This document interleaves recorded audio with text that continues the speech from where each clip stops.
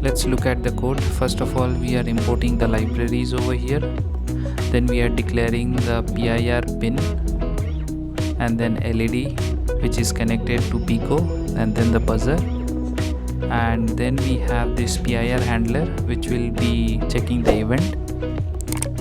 There is a delay given of 100 milliseconds, and then in case if there is any changes, the LED will blink along with the buzzer which will be toggling.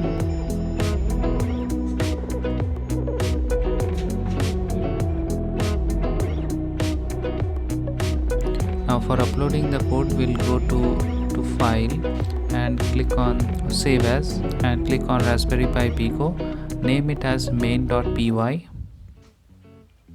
and click on OK, and this will save the file or upload the Python file in Raspberry Pi PICO.